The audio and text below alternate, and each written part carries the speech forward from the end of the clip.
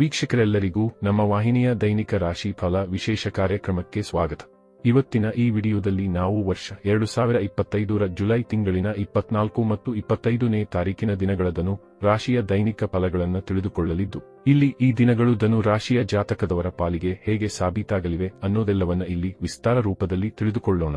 Video ಪ್ರಾರಂಭಿಸುವುದಕ್ಕೂ ಮುನ್ನ ಎಂದಿನಂತೆ ನಮ್ಮ ವಿನಂತಿ ಎಂದರೆ, ನೀವಿನ್ನೂ ನಮ್ಮ ಚಾನೆಲ್ ಸಬ್ಸ್ಕ್ರೈಬ್ ಮಾಡಿಲ್ಲವೆಂದರೆ ಈ ಕೂಡಲೇ ನಮ್ಮ ಚಾನೆಲ್ ಅನ್ನ ಸಬ್ಸ್ಕ್ರೈಬ್ ಮಾಡಿ. ಜೊತೆಗೆ ನಮ್ಮೆಲ್ಲ ವಿಡಿಯೋಗಳ ನಿರಂತರ ಅಪ್ಡೇಟ್ಸ್ಗಳಿಗಾಗಿ ತಪ್ಪದೇ ಪಕ್ಕದ ಬೆಲ್ ಐಕಾನ್ ಬಟನ್ ಕೂಡ ಕ್ಲಿಕ್ ಮಾಡಿ. ನಿಮ್ಮ ಜೀವನದಲ್ಲಿಯೂ ಏನಾದರೂ ಸಮಸ್ಯೆಗಳು ಬಾಧಿಸುತ್ತಲಿದ್ದರೆ ಈ ಕೂಡಲೇ ಸ್ಕ್ರೀನ್ ಮೇಲೆ ಕಾಣ್ತಿರುವ ನಮ್ಮ ಗುರೂಜಿ ನಂಬರಿಗೆ ಕರೆ ಮಾಡಿ ಶೀಘ್ರವೇ ಶಾಶ್ವತ ಪರಿಹಾರ ಕಂಡುಕೊಳ್ಳಿ. ವೀಕ್ಷಕರೇ, ಜುಲೈ ತಿಂಗಳಿನ 24ನೇ ತಾರೀಕಿನ ದಿನವು ಗುರುವಾರದ ದಿನವಾಗಿರಲಿದ್ದು, ಇಲ್ಲಿ ಆಷಾಢ ಮಾಸದ ಕೃಷ್ಣ ಪಕ್ಷದ ಅಮಾವಾಸ್ಯೆಯ ತಿಥಿ ಇರಲಿದೆ. ಹಾಗೆ ಈ ದಿನದಂದು ಪುನರ್ವಸು ನಕ್ಷತ್ರದ ಗೋಚರದ ಜೊತೆಗೆ ಹರ್ಷಣ ಹೆಸರಿನ ಯೋಗವಿರಲಿದೆ. ಚಂದ್ರದೇವನು ಈ ದಿನದಂದು ಕರ್ಕ ರಾಶಿಯಲ್ಲಿ ಗೋಚರಿಸಲಿದ್ದು, ಇಲ್ಲಿ ಸೂರ್ಯದೇವನು ಕೂಡ ಕರ್ಕ ರಾಶಿಯಲ್ಲಿಯೇ ಗೋಚರಿಸಲಿದ್ದಾನೆ. ಈ ದಿನದಂದು ಅಭಿಜಿತ ಮುಹೂರ್ತವು ಮಧ್ಯಾಹ್ನದ 12 ಗಂಟೆಯಿಂದ ಹಿಡಿದು ಮಧ್ಯಾಹ್ನದ 12 ಗಂಟೆ 55 ನಿಮಿಷದವರೆಗೂ ಇರಲಿದೆ. ಇನ್ನು ಜುಲೈ ತಿಂಗಳಿನ 25ನೇ ತಾರೀಕಿನ ದಿನವು ಶುಕ್ರವಾರದ ದಿನವಾಗಿರಲಿದ್ದು, ಇಲ್ಲಿ ಶ್ರಾವಣ ಮಾಸದ ಶುಕ್ಲ ಪಕ್ಷದ ಪ್ರತಿಪದ ತಿಥಿ ಇರಲಿದೆ. ಹಾಗೆ ಈ ದಿನದಂದು ಪುಷ್ಯ ನಕ್ಷತ್ರದ ಗೋಚರದ ಜೊತೆಗೆ ವಜ್ರ ಹೆಸರಿನ ಯೋಗವಿರಲಿದೆ. ಚಂದ್ರದೇವನು ಈ ದಿನದಂದು ಕೂಡ ಕರ್ಕ ರಾಶಿಯಲ್ಲಿ ಗೋಚರಿಸಲಿದ್ದು, ಇಲ್ಲಿ ಸೂರ್ಯದೇವನು ಸಹ ಈ ದಿನದಂದು ಕರ್ಕ ರಾಶಿಯಲ್ಲಿಯೇ ವಿರಾಜಮಾನನಾಗಿರಲಿದ್ದಾನೆ. ಇನ್ನು ಈ ದಿನದಂದು ಅಭಿಜಿತ ಮುಹೂರ್ತವು ಮಧ್ಯಾಹ್ನದ 12 ಗಂಟೆಯಿಂದ ಹಿಡಿದು ಮಧ್ಯಾಹ್ನದ 12 ಗಂಟೆ 55 ನಿಮಿಷದವರೆಗೂ ಇರಲಿದೆ. ವೀಕ್ಷಕರೇ, ಈಗ ಮೊದಲಿಗೆ ಇಲ್ಲಿ ಜುಲೈ ತಿಂಗಳಿನ 24ನೇ ತಾರೀಕಿನ ದಿನದ ಧನು ರಾಶಿಯ ದೈನಿಕ ಫಲಗಳನ್ನು ತಿಳಿದುಕೊಳ್ಳುವುದಾದರೆ, ಈ ದಿನದಂದು ಚಂದ್ರದೇವನು ಕರ್ಕ ರಾಶಿಯ ಮೂಲಕ ನಿಮ್ಮ ಅಷ್ಟಮ ಭಾವದಲ್ಲಿ ಗೋಚರಿಸಲಿದ್ದಾನೆ. ಹೀಗಾಗಿ ಇಲ್ಲಿ ಸಮಯ ಕೊಂಚ ವಿರೋಧಾಭಾಸದಿಂದ ಕೂಡಿರಬಹುದಾಗಿದೆ.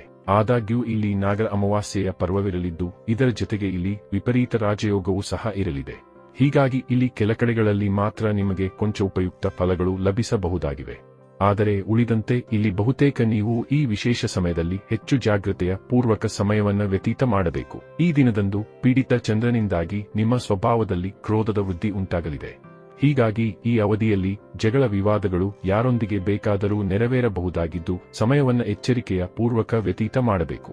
ವಿಶೇಷವಾಗಿ ಇಲ್ಲಿ ಪರಿವಾರದಲ್ಲಿಯೂ ಕಲಹಗಳ ಸ್ಥಿತಿಗಳು ನೆರವೇರಬಹುದಾಗಿದ್ದು, ಪರಿವಾರ ಸದಸ್ಯರೊಟ್ಟಿಗೆ ಹೆಚ್ಚು ಸೌಮ್ಯದಿಂದ ನಡೆದುಕೊಳ್ಳಬೇಕು. ಇಲ್ಲಿ ನಿಮ್ಮ ವಾಣಿಯಲ್ಲಿಯೂ ಕಠೋರತೆ ಕಂಡು ಬರಲಿದ್ದು, ಅಪಶಬ್ದಗಳ ಬಳಕೆ ಸರ್ವತಾ ಮಾಡಬಾರದು. ಇಲ್ಲದೆ ಹೋದಲ್ಲಿ ಸುಖ ಸುಮ್ಮನೆ ನಿಮ್ಮ ಸಂಬಂಧಗಳ ಮಧ್ಯದಲ್ಲಿ ಕಂದಕವೇರ್ಪಡಲಿದೆ. ಇಲ್ಲಿ ದಾಂಪತ್ಯ ಜೀವನದಲ್ಲಿಯೂ ಎಚ್ಚರಿಕೆಯ ಪೂರ್ವಕ ನಡೆದುಕೊಳ್ಳಬೇಕಿದ್ದು, ದಂಪತಿಗಳ ಮಧ್ಯದಲ್ಲಿ ಅಹಂಭಾವ ವೃದ್ಧಿಸಲಿದ್ದು, ಇದರ ವಿವಾದಗಳಿಗೂ ಇಲ್ಲಿ ಕಾರಣವಾಗಬಹುದಾಗಿದೆ. ಜೊತೆಗೆ ಇಲ್ಲಿ ನಿಮ್ಮ ಸಂಗಾತಿಯ ಮನೆಯ ಕಡೆಯವರೊಂದಿಗೂ ವೈಮಸ್ಸು ಉಂಟಾಗಲಿದೆ. ಅಥವಾ ಇಲ್ಲಿ ನಿಮ್ಮ ಮನೆಯಲ್ಲಿ ಯಾರದ್ದಾದರೂ ಅನಾರೋಗ್ಯ ಸಮಸ್ಯೆ ನಿಮ್ಮ ಚಿಂತೆಗೆ ಕಾರಣವಾಗಬಹುದಾಗಿದೆ. ಇಲ್ಲಿ ನಿಮ್ಮ ಓಡಾಟದಲ್ಲಿಯೂ ವೃದ್ಧಿ ಉಂಟಾಗಲಿದ್ದು, ಸಫಲತೆಯಲ್ಲಿ ಕೊರತೆ ಕಂಡು ಬರಲಿದೆ. ಇಲ್ಲಿ ವಿಶೇಷವಾಗಿ ನೀವು ಹಣಕಾಸಿನ ಲೇವಾದೇವಿಯನ್ನ ಮಾಡಬಾರದು.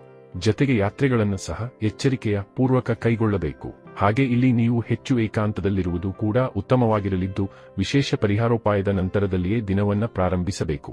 ಇಲ್ಲಿ ನಿಮ್ಮ ವ್ಯಾಪಾರ ನೌಕರಿಯಲ್ಲಿಯೂ ವಿರೋಧಾಭಾಸದ ಸ್ಥಿತಿಗಳು ಕಂಡು ಬರಲಿದ್ದು, ಇಲ್ಲಿಯೂ ನೀವು ಎಚ್ಚರಿಕೆಯನ್ನ ಹೊಂದಿರಬೇಕು. ಇನ್ನು ಇದರ ನಂತರದಲ್ಲಿ ಜುಲೈ ತಿಂಗಳಿನ 25ನೇ ತಾರೀಕಿನ ದಿನದ ಧನು ರಾಶಿಯ ದೈನಿಕ ಫಲಗಳ ಕುರಿತಾಗಿ ತಿಳಿದುಕೊಳ್ಳುವುದಾದರೆ, ಈ ದಿನದಂದು ಕೂಡ ಚಂದ್ರದೇವನು ಕರ್ಕ ರಾಶಿಯ ಮೂಲಕ ನಿಮ್ಮ ಅಷ್ಟಮ ಭಾವದಲ್ಲಿಯೇ ಗೋಚರಿಸಲಿದ್ದಾನೆ. ಹೀಗಾಗಿ ಈ ದಿನದಂದು ನೀವು ಕೆಲ ವಿಷಯಗಳಿಗಾಗಿ ಕೊಂಚ ಜಾಗ್ರತೆಯನ್ನ ಹೊಂದಿರಬೇಕಾಗಿ ಬರಲಿದೆ. ಆದಾಗ್ಯೂ ಈ ದಿನದಂದು ನಿಮಗೆ ಧನ ಸಂಪಾದನೆಯ ಅನೇಕ ಅವಕಾಶಗಳು ಕೂಡ ಲಭಿಸಬಹುದಾಗಿವೆ. ಹಾಗೆ ಈ ದಿನದಂದು ನಿಮಗೆ ಗುಪ್ತಧನ ಪ್ರಾಪ್ತಿಯ ಯೋಗ ಜೊತೆಗೆ ಲಾಟರಿಯಂತಹ ವಿಷಯದಲ್ಲಿಯೂ ವಿಶೇಷ ಲಾಭದ ಸಾಧ್ಯತೆಗಳಿರಲಿವೆ. ಜೊತೆಗೆ ಇಲ್ಲಿ ನೀವು ಈ ಹಿಂದೆ ಮಾಡಿದ್ದ ಹೂಡಿಕೆಗಳಿಂದಾಗಿಯೂ ಈ ದಿನದಂದು ನಿಮಗೆ ವಿಶೇಷ ಲಾಭದ ಪ್ರಾಪ್ತಿಯಾಗಬಹುದಾಗಿದ್ದು, ಇದು ನಿಮ್ಮ ಸಂತಸಕ್ಕೆ ಇಲ್ಲಿ ಕಾರಣವಾಗಿರಲಿದೆ. ಆದರೆ ಇಲ್ಲಿ ಅಷ್ಟಮದ ಚಂದ್ರನಿಂದಾಗಿ ಇಲ್ಲಿ ಧನಾಗಮನದ ಜೊತೆಗೆ ಇಲ್ಲಿ ಧನ ವ್ಯಯದ ಯೋಗವೂ ಕೂಡ ಪ್ರಬಲವಾಗಿರಲಿದೆ. ಹೀಗಾಗಿ ಇಲ್ಲಿ ನಿಮ್ಮ ಲಾಭದ ಹಣವನ್ನ ನೀವು ಅನಾವಶ್ಯಕ ವಿಷಯಗಳಿಗಾಗಿ ವ್ಯಯಿಸಬೇಕಾಗಿ ಬರಲಿದೆ. ಆದಾಗ್ಯೂ ಇಲ್ಲಿ ನೀವು ನಿಮ್ಮ ಹಳೆಯ ಸಾಲವನ್ನು ಸಹ ಮರುಪಾವತಿ ಮಾಡಬಹುದಾಗಿದ್ದು, ಇದರಿಂದಾಗಿ ನಿಮ್ಮ ಬಹುದೊಡ್ಡ ಭಾರವೊಂದು ಇಳಿದಂತಾಗಲಿದೆ. ಈ ದಿನದಂದು ನಿಮ್ಮ ಶಾರೀರಿಕ ಊರ್ಜೆಯಲ್ಲಿ ಸಾಕಷ್ಟು ಕೊರತೆ ಕಂಡು ಬರಲಿದ್ದು, ಇದರಿಂದಾಗಿ ಇಲ್ಲಿ ನಿಮಗೆ ತಲೆನೋವು, ಮಾನಸಿಕ ಒತ್ತಡವೂ ಕೂಡ ಬಾಧಿಸಬಹುದಾಗಿದೆ. ಇಲ್ಲಿ ಅಷ್ಟಮದ ಚಂದ್ರನಿಂದಾಗಿ ನಿಮ್ಮ ಸ್ವಭಾವದಲ್ಲಿಯೂ ಪರಿವರ್ತನೆ ಉಂಟಾಗಲಿದ್ದು, ಇಲ್ಲಿ ನಿಮ್ಮ ಕ್ರೋಧದಲ್ಲಿಯೂ ವೃದ್ಧಿ ಕಂಡು ಬರಲಿದೆ. ಒಟ್ಟಾರೆಯಾಗಿ ಇಲ್ಲಿ ಈ 2 ದಿನಗಳು ನಿಮ್ಮ ಪಾಲಿಗೆ ಲಾಭದಾಯಕವಾಗಿ ಸಾಬೀತಾಗಲಿದ್ದು, ತಪ್ಪದೇ ಈ ಸಮಯದ ಸದುಪಯೋಗ ಪಡೆದುಕೊಂಡು ಮುನ್ನಡೆಯಬೇಕು. ವೀಕ್ಷಕರೇ, ಇದು ಈ 2 ದಿನಗಳ ಧನು ರಾಶಿಯ ದೈನಿಕ ಫಲಗಳ ಸಂಪೂರ್ಣ ಮಾಹಿತಿ.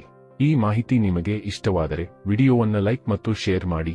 ಹಾಗೆ ಚಾನೆಲ್ ಸಬ್ಸ್ಕ್ರೈಬ್ ಮಾಡುವುದರೊಂದಿಗೆ ನಿರಂತರ ವಿಡಿಯೋ ಅಪ್ಡೇಟ್ಸ್ಗಳಿಗಾಗಿ ತಪ್ಪದೇ ಪಕ್ಕದ ಬೆಲ್ ಐಕಾನ್ ಬಟನ್ ಕೂಡ ಕ್ಲಿಕ್ ಮಾಡಿ.